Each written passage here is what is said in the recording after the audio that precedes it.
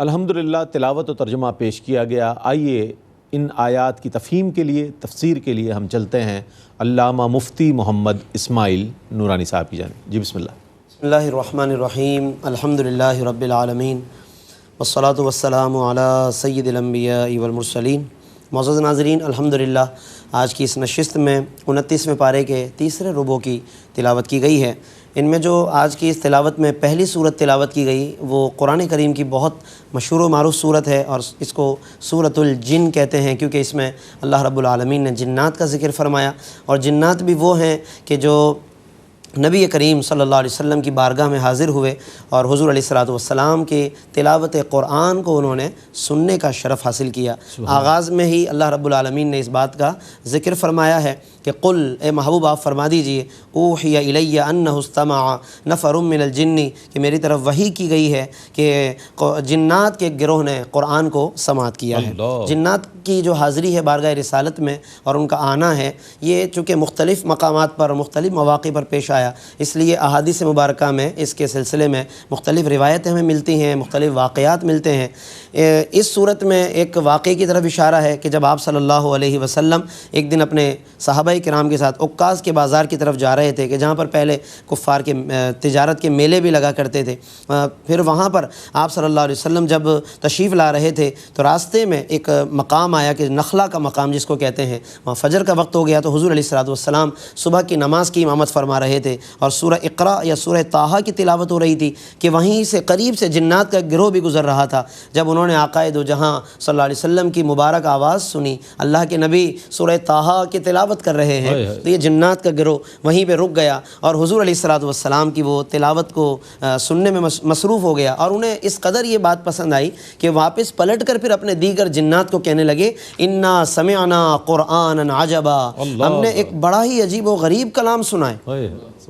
یعنی ایسا کلام کہ ایسی فصاحت و بلاغت آج سے پہلے کبھی نہیں سنی، اتنا بے مثال کلام۔ اور کیوں نہ ہو کہ کلام ربانی ہو اور آقا دو جہاں صلی اللہ علیہ وسلم کی زبان مبارک سے پڑھا جا رہا ہو، اللہ اکبر، اس کی برکتوں کا کون اندازہ کر سکتا ہے۔ بڑے متاثر ہوئے جنات، اور اس کے بعد انہوں نے اپنی قوم کو بھی اس معاملے میں دعوت دی، یعنی خود بھی وہ ایمان لائے، چنانچہ وہ فآمنا بھی کہہ رہے ہیں کہ ہم ایمان لائے، وَلَن نُشْرِكَ بِرَبِّنَا أَحَدًا، اور ہم ہرگز شریک نہیں بنائیں گے کسی کو بھی اللہ تبارک و تعالیٰ کے ساتھ۔ تو وہ ایمان لائے اور انہوں نے بھی پھر اپنی قوم کو دعوت دی۔ تو اس اعتبار سے ناظرین اس میں وہ مضامین بیان کیے گئے کہ کس طریقے سے جنات ان کی اس دعوت پر ایمان لے کر آئے، اور اللہ رب العالمین نے یہ تمام مضامین بیان فرمائے۔ اس میں کفار قریش کو بھی گویا کہ اشارہ دیا گیا ہے کہ دیکھو کہ وہ جنات کا ایک گروہ اچانک گزر رہا ہے اور ابھی آیا اور قرآن سے متاثر ہوا، اور انہوں نے جو چیز حاصل کرنی تھی وہ حاصل کر لی، اور تم اتنے عرصے سے یہاں پر مقیم ہو،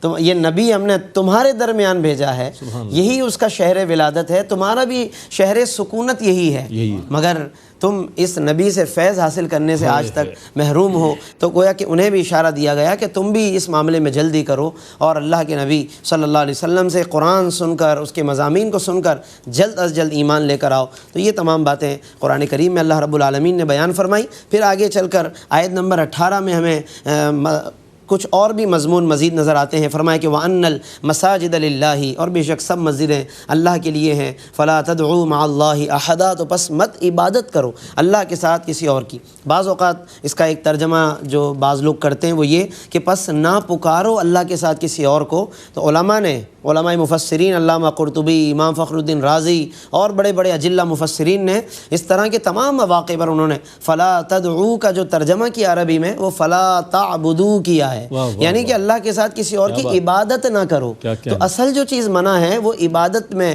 اللہ کے ساتھ کسی کو شریک کرنا ہے۔ باقی جہاں تک اگر کوئی ایسا معاملہ ہے کہ پکارنے کا اگر کوئی معاملہ ہے تو وہاں پر بھی ایک پابندی ہے کہ وہ پکارنا اگر اللہ کے سوا کسی اور کو ہے تو پابندی یہ ہے کہ اس شخص کو کہ جس کو تم نے پکارا ہے اسے اپنا معبود نہ جانو۔ معبود اور عبادت کے لائق صرف اللہ کی ذات ہے۔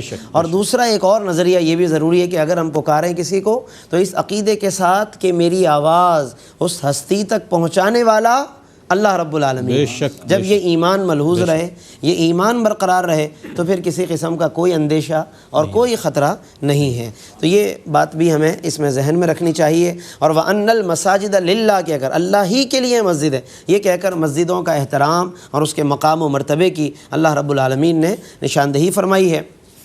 اس کے علاوہ پھر اس میں اختیارات بیان فرمائے کہ اے محبوب آپ فرما دیجئے انی لا املک لکم ضرا ولا رشدا، کہ میں تمہارے لیے نفع و نقصان کا مالک نہیں ہوں۔ یہاں پر بھی علماء نے یہی فرمایا کہ اس سے مراد یہ ہے کہ اللہ کی اجازت کے بغیر، یعنی آج مجھے جو بھی اختیار ہے، مجھے جو بھی اللہ نے سلطنت و ملکیت دی، وہ اللہ کی عطا ہے، اللہ کی دین ہے، اس کے بغیر میرے پاس کوئی اختیار نہیں ہے۔ اور حقیقت بھی یہی ہے، عقیدے کا حسن بھی یہی ہے کہ انبیاء اور اولیاء کے پاس جو کچھ بھی ہے وہ اللہ کی عطا سے ہے، خواہ وہ علم ہو، اختیار ہو، تصرفات ہوں، اس میں جب تک یہ دل میں ایمان موجود ہے کہ بِإِذْنِ اللہ ہے، اللہ کی عطا اور اجازت سے ہے، تو پھر یاد رکھیے گا کہ ایمان پر پھر کوئی فرق نہیں آئے گا اور اس میں پھر کوئی حرج کی بات نہیں ہے۔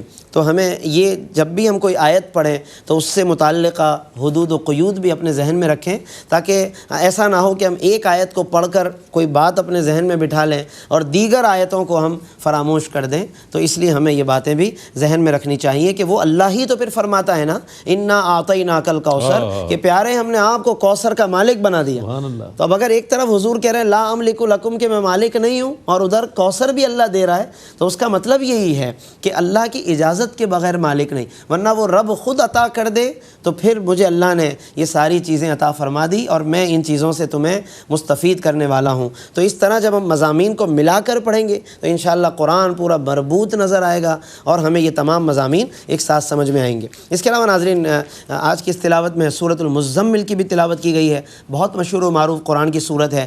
زملونی زملونی حضور نے فرمایا تھا اس وقت کہ جب حضور پر پہلی وحی اتری اور ایک خاص کیفیت طاری ہوئی، گھر میں تشریف لائے اور زملونی زملونی کہ مجھے چادر اڑاؤ، مجھے چادر اڑاؤ۔ حضرت بی بی خدیجۃ الکبریٰ وہ چادر لے کر آئیں، اس ادا کو بھی اللہ نے اتنا پسند کیا کہ اللہ نے پھر اسی لقب سے پکارا ہے، یا ایھا المزمل، اے چادر لپیٹنے والے، اے چادر اوڑھنے والے۔ المدثر کا بھی علماء نے یہی مفہوم بیان فرمایا۔ پھر اس میں قیام اللیل کا حکم دیا گیا ہے، تہجد کا بھی تذکرہ موجود ہے، قرآن کو ترتیل کے ساتھ اچھے انداز میں عمدہ کر کے قرآن کو پڑھنے کا بھی ناظرین اس میں حکم فرمایا گیا۔ علماء فرماتے ہیں کہ جو ترتیل ہے، فرمایا کہ اس کا معنی ہے ترتیب کے ساتھ پڑھنا، آہستہ آہستہ، اور اس اعتبار سے کہ جس کی وجہ سے تلاوت میں تیزی نہ آ جائے، یعنی ایسی تیزی کہ جہاں پھر اس کا معنی و مفہوم خدا نخواستہ فاسد ہو جائے۔ تو اللہ تبارک و تعالیٰ کو ایسی تلاوت مطلوب نہیں ہے، لہذا جب ہم تلاوت کریں اچھے انداز سے تلاوت کریں تاکہ ہمارے لیے بھی مفید ہو اور قیامت کے دن بھی ہمارے لیے وہ نفع بخش ثابت ہو سکے۔ تہجد کا بھی ذکر آیا، فرمایا ان ناشئۃ اللیل ہی اشد وطئا واقوم قیلا، بے شک رات کا قیام یہ نفس کے تقاضوں کو روندنے والا ہے۔ یہ رات کا جو قیام یا تہجد ہے، یہ اگر ہم چاہتے ہیں کہ ہمارے نفس کی اصلاح ہو، ہمارے باطن کی پاکیزگی کا سامان ہو، تو ناظرین یہ بہترین حل ہے اور اس کا ایک بہترین ذریعہ تہجد کی نماز ہے۔ اس کا بھی یہاں پر مختلف طریقوں سے اللہ رب العالمین نے ذکر فرمایا، اور اس کے لیے ضروری ہے کہ اگلی آیت پر عمل کریں جو آیت نمبر 8 ہے۔ فرمایا وَاذْكُرِ اسْمَ رَبِّكَ، اپنے رب کے نام کا ذکر کرو، اور فرمایا وَتَبَتَّلْ إِلَيْهِ تَبْتِيلًا، اور سب سے کٹ کر اسی کے ہو جاؤ۔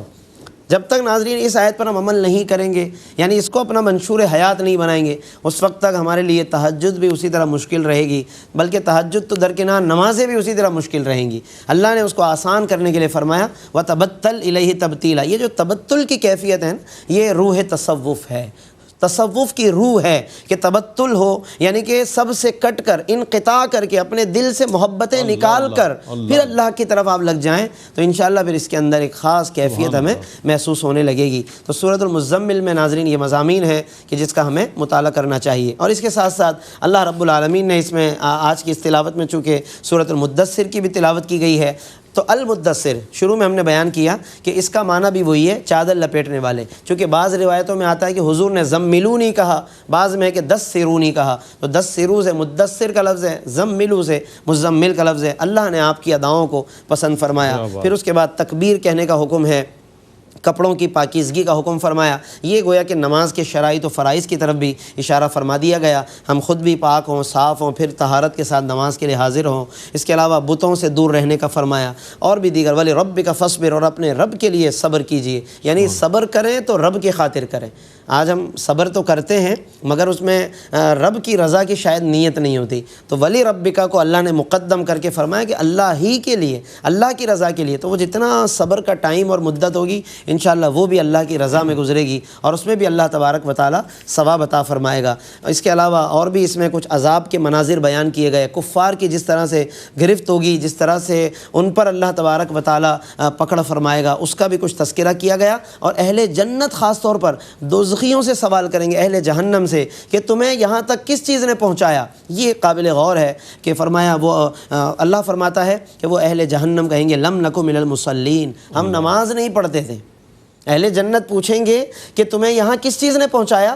وہ کیا سبب بیان کر رہے ہیں دوزخ میں پہنچنے کا؟ لم نکو من المصلین، ہم نماز نہیں پڑھتے تھے. ولم نکو نطعم المسکین، کھانا نہیں کھلاتے تھے غریبوں کو. وکنا نخوض مع الخائضین، اور بس مذاق مستیوں میں لگے رہتے تھے ہم، اور دین کا یا کسی اور اس طرح کی چیزوں کا مذاق اڑاتے تھے. تو ناظرین دیکھیے کہ ہمیں غور کرنا چاہیے کہ یہ جو اعمال ہیں کہ جو جہنم میں لے جانے والے ہیں ہم ان سے اجتناب کریں. ہمارے مشاغل وہ ہوں کہ جو اگر دنیاوی ہیں تو کسب حلال سے اس کا تعلق ہو، اور دینی مشاغل بھی ہوں تاکہ اللہ تبارک و تعالیٰ کا ہم قرب حاصل کر سکیں. اللہ تبارک و تعالیٰ سے دعا ہے کہ وہ ہمیں ان تمام مضامین کو سمجھنے اور ان کو یاد رکھنے اور اس پر عمل کرنے کی توفیق عطا فرمائے، اور موت آنے سے پہلے موت کی تیاری کی ہمیں توفیق اور اس کی فکر عطا فرمائے. آمین. وآخر دعوانا ان الحمدللہ رب العالمین. جزاک اللہ مفتی صاحب، بہت خوبصورت انداز میں اور بہت سہل انداز میں، سمجھانے والے انداز میں مفتی صاحب قبلہ تفسیر بیان فرما رہے تھے. ناظرین محترم، اس طور پر آج 29ویں پارے کا تیسرا ربع جو ہے وہ مکمل ہوا، اور انشاءاللہ کل جو ہے 29واں پارہ مکمل ہو جائے گا. اللہ تعالیٰ سے دعا ہے کہ اللہ تعالیٰ ARYQ-TV کے اس اہتمام کو اپنی بارگاہ میں قبول فرمائے، ہمارے گناہوں کو معاف فرمائے، ہمارے مرحومین کی مغفرت فرمائے، ہماری مغفرت فرمائے، اور دنیا اور آخرت میں قرآن کریم کی برکات اور قرآن کریم کی شفاعت ہمارا حصہ کر دے. اس کے ساتھ ہی ناظرین اپنے میزبان محمد رئیس احمد کو اجازت دیجیے. اللہ حافظ. ناظرین، اگر آپ ایسی ہی مزید ویڈیوز دیکھنا چاہتے ہیں تو ہمارا ARYQ-TV کا چینل سبسکرائب کیجئے اور بیل آئیکن کا بٹن دبانا نہ بھولیے تاکہ آپ سے کوئی پسندیدہ پروگرام مس نہ ہو جائے.